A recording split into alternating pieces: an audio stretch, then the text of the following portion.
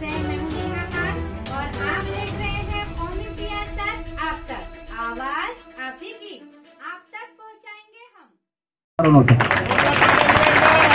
सांगायची गरज नाहीये, कारण की महाराष्ट्रामध्ये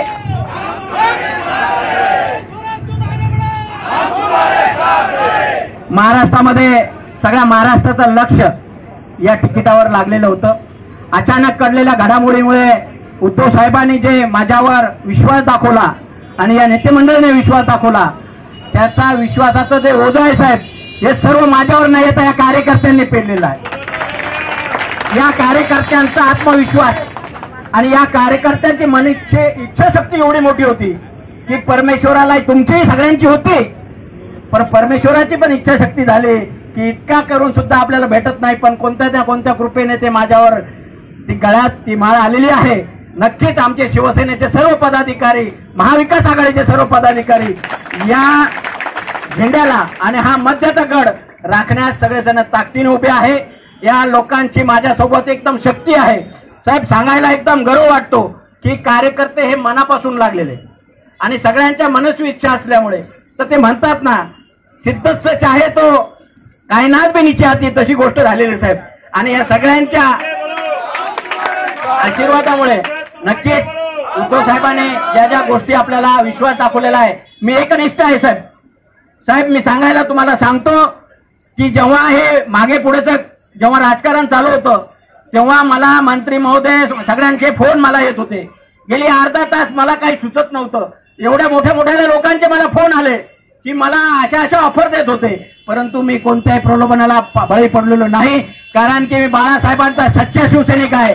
मी शिवसेना काय मिळावं, शिवसेनेमध्ये मला काय मिळावं यासाठी जॉईन नाही केले, मी बाळासाहेबांच्या एका विचाराने शिवसेना जॉईन केलेली आहे। आणि सगळ्यांची बाळासाहेबांची इच्छा होती, बाळासाहेबांचे आशीर्वाद होते, उद्धव साहेबांची इच्छा होती म्हणून मला मिळाली। आणि नेत्यांची तर फारच इच्छा होती, परंतु त्यांचे हात बांधले गेले होते असं मला वाटतं, परंतु ईश्वराने त्यांचे सगळ्यांचे हात सोडलेले आहे। मी सर्व मान्यवरांना विनंती करतो की साहेब, आपली महाराष्ट्राची जी संस्कृती आहे ही टेबलवर उड्या मारून बाटलीसह नाचून करण्याची नाहीये। या महाराष्ट्रामध्ये त्यांनी महाराष्ट्राची नामुष्की केलेली आहे। याने सगळे गुजरातहून असे ज्या गोष्टी झालेल्या आहे, यामुळे जनतेमध्ये एक तीव्र संताप आहे। आणि ज्या लोकांनी साहेब, ज्या लोकांनी 2-2 वेळेस गद्दारी केली तरी शिवसैनिकांनी त्यांचं प्रामाणिक काम केलं, परंतु आता शिवसेना प्रमुखांना खरी श्रद्धांजली द्यायची असेल तर यांना सुद्धा आपल्याला गाळावं लागणार आहे आणि याच्यासाठी शिवसैनिक सज्ज आहे। मी अनेक गोष्टी आहे, पुढच्या वेळेस मी बोलेल की काही राजकारण करण्याचा प्रयत्न या ठिकाणी होतोय, आर्थिक राजकारण करण्याचा प्रयत्न होतोय, परंतु मी एक सामान्य कुटुंबातला एक सामान्य शिवसैनिक, लहानपणापासून विद्यार्थी सेनेपासून तर प्रत्येक शाखा प्रमुख, उपशहर प्रमुख अशा सगळ्या पदव्या पुढे घेत घेत आज मला जे पक्षाने जे मोठं या ठिकाणी लढण्याची संधी दिली, त्याचा नक्कीच मी सोनं करेल।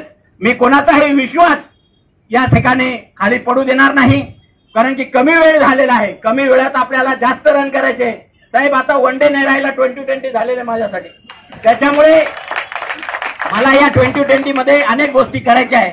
माझी सगळ्या कार्यकर्त्यांना, सगळ्या नेत्यांना विनंती आहे की माझ्याकडनं चुकलं काही राहिलं तर सगळं क्षमा असावी।